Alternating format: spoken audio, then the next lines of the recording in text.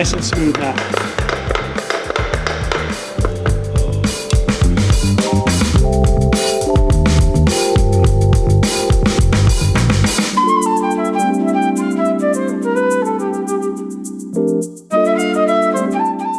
We've got our transmission back in the Sapphire Blue Z32. Before we just throw the hardware in, we've got it all cleaned, prepped. I like to use some of the Ultra Torque assembly lube on the threads.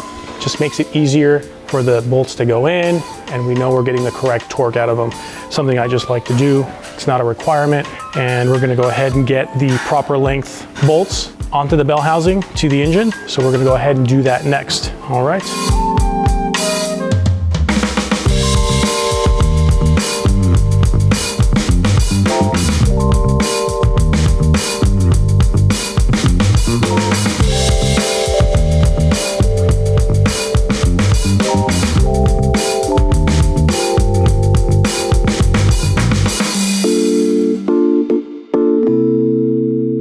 All right, so we've got our transmission bolted in. I'm going ahead and securing our transmission harness. So we're connecting our neutral switch, reverse switch, and our speed sensor. And we're just going to make sure that this harness is secured against the trans. Our starter is in place. You can see that we have our Specialty Z oil pan. We've notched the core support here right by the rack, so we have clearance, and we'll be able to get our slave cylinder on this bad boy. Once we get all that, we can start putting our drive shaft, the rest of our exhaust system, and we'll be pretty much done under here. And then we'll focus on getting all our other bits like the compressor, the power steering, the accessories, the wiring harness all plugged in, and we'll be really, really close to getting this thing fired up.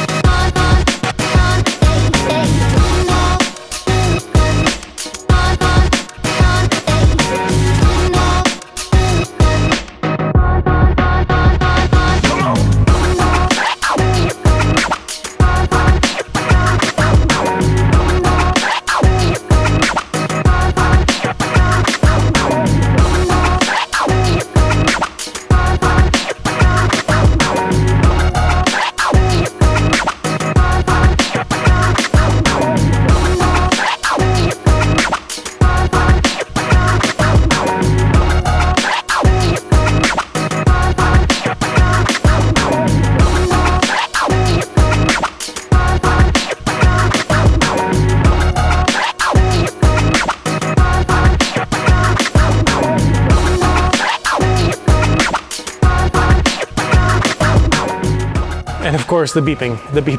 Okay, guys, we've got the engine in on the Sapphire Blue Z32. We've done the inlet pipes at the turbos. We've pulled the bumper off to install the rest of the inlet piping. This car will be receiving a standalone ECU, so we're not gonna be too worried about having the reversion and air going through the mass airflow meter. So we've installed the pipes under the headlights to make it all as straight as possible.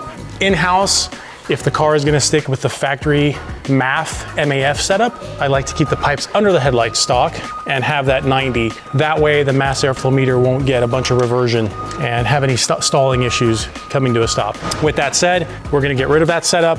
We've done our inlet pipes. You can see they bolt up really well. The bracket on the inside bolts directly to the chassis, so it's in there nice and secure. When we install the pipes underneath the headlight, it's best to remove all the hardware on the headlamps. So you have 2 nuts in the front and 2 bolts in the back. Remove those entirely, and that way there's a hump that you'll see underneath the headlight. You can remove, that'll allow that to move up, and you can slide out the stock pipe and slide in our new pipe. The new pipe is actually a little bit easier to get in. Doesn't have as many complex bends in it.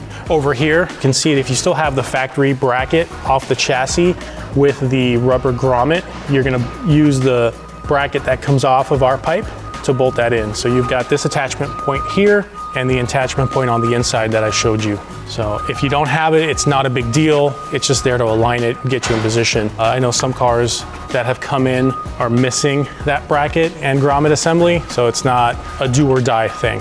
So we'll go ahead, continue on. We're gonna get our last pipe in. So we'll get our 45 degree silicone coupler and our straight coupler installed, and we'll get moving on with the rest of the inlet pipe install. So on the driver's side, the left-hand side of the car, when you go to install the inlet piping, what I like to do, since we haven't installed any of the wiring yet, I like to run the portion for the crank angle sensor or the cam angle sensor, the water temp and all that underneath the air conditioning hoses. This is gonna give us a little bit more clearance so that our inlet pipe fits a little bit better. So if you have the wiring sandwiched up here, you're gonna have more of a fitment issue. So make sure that you run this leg of the wiring underneath your AC hoses. So we're gonna go ahead and do that. This will just ensure that we don't pancake the wiring and get us the best fitment without damaging anything. Run these guys behind. And then with all our room here, I have the TPS off the throttle body. You don't have to have it off, but it just gives you a little bit more access so you don't have the TPS hanging off of here, giving you any fitment problems to get it in there. So we'll start by putting our couplers on first, and we'll slide them down onto the pipes, and then we'll get our last middle pipe in. All right, one thing to note, you're gonna see the hose barb here. This is for the breather. It is on the long side. This is in case you need it to be this long for your application. You can trim it down. You literally can just use a little hacksaw. It's just aluminum, it's easy to cut, so you can shorten this if you are gonna have the factory breather set up off the intake valve cover towers, right? So you can see this goes inward towards the engine, and you can kind of get an idea of where it's going to be. So I always recommend at least trimming it if you're going to keep the factory breather system. On this car is going to get our catch can setup. So we're actually not even going to use this. So we have a couple of options. We can cut it, use a good rubber cap. I like to use the EPDM caps because they last a really long time, or you can have them welded up. So a couple options there. I kind of like have the option just to cut it, cap it, in case you do want to go back to like a factory breather setup.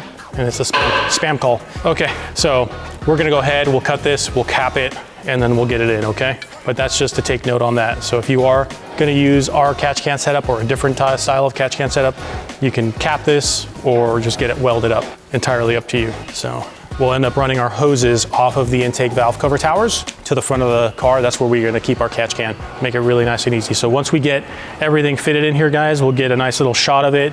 We're gonna be using the GFB recirculation valves on this car because it's getting a standalone with an MAP sensor, a MAP sensor. You could do a BOV, a blow-off valve if you wanted. We kind of like to keep it quiet on this setup for this car. The GFB valves are a little bit more compact or smaller, so it's pretty easy to get them to work with the recirc ports on our inlet piping. Little hacksaw by hand. Again, it's aluminum, it's soft. It's really easy. So we'll go ahead and we'll deburr all this and clean it up.